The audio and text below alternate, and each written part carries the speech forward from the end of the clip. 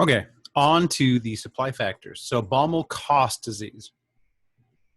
So what happens is wages correspond to productivity. So the more productive an industry is, or the more productive a person is, the higher their wages typically on average, okay? And so most sectors, technology makes them more productive, therefore wages rise in those sectors. However, there are industries that are untouched by technology, so they don't get those productivity increases. They have to increase their wages just to remain competitive. But, so then they have to pay these higher wages. They could typically have to then increase their prices for the same good in order to pay those higher wages. So usually what technology does is technology makes it so a company can produce, way more of something, right? So they produce way more of something. They keep the price the same, or the price even goes down. They produce way more. They're selling way more, so they can pay higher wages. The university, what's happening in the university is essentially the same as what happened in 1980. The technology about how to teach a class, there's some technology, but effectively it hasn't changed much in 30, 40, 50, 60, 70 years. So as productivity goes along in all these other sectors, wages are going up in all those other sectors, but the university, in order to remain competitive, has to increase its wages, but it's not like it's producing more. Now, the pandemic may cause a shift to this, but let's abstract from that. So it's not like it's producing more. So what it has to do is it has to pass those wage increases on to its customers. They have to pass those wage increases in terms of tuition prices. That's the theory. That's the Baumol cost disease theory. It's complex.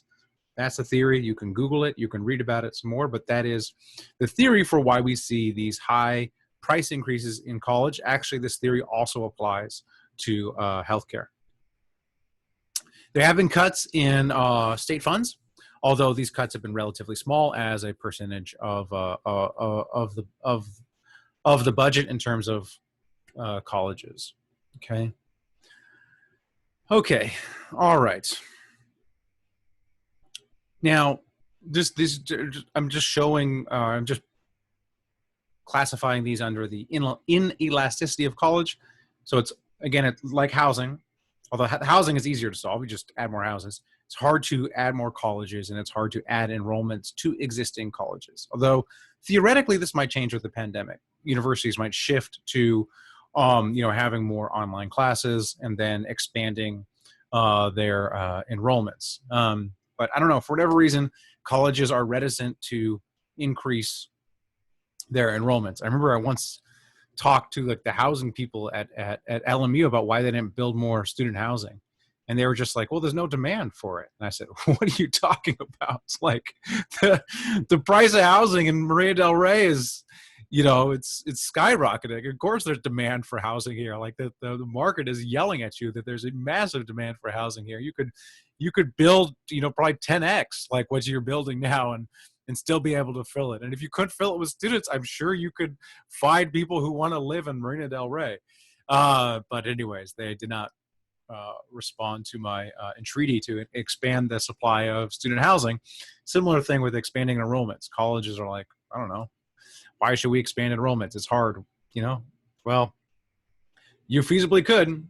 All right, but it's hard. Universities it's hard to start a new university. It's hard to expand enrollment. Okay, so all these factors, all these ones we covered on both demand side with skill-based technological change, student loans, all these federal funds. Sorry. They're nothing to sneeze at. So all of these are pushing up tuition, and don't have a good fix for you here.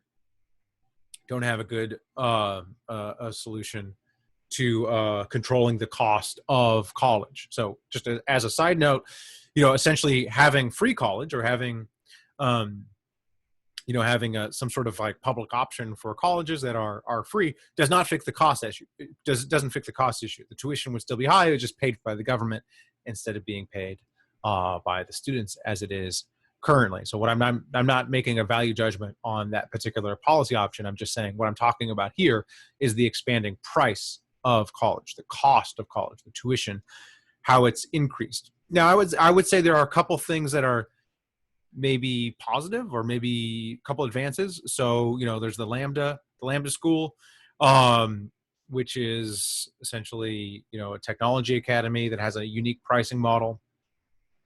There's perhaps the rise of apprenticeships. I was just listening to a podcast today about apprenticeships.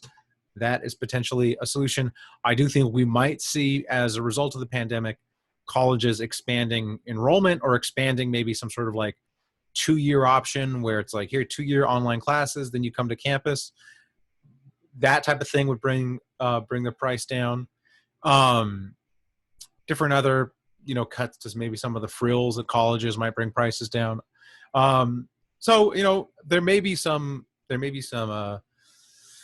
movement on these issues, some cause for hope. And I think also some of it's on employers too. Employers maybe accepting alternative forms to college would help bring the college tuition prices down. We'll see.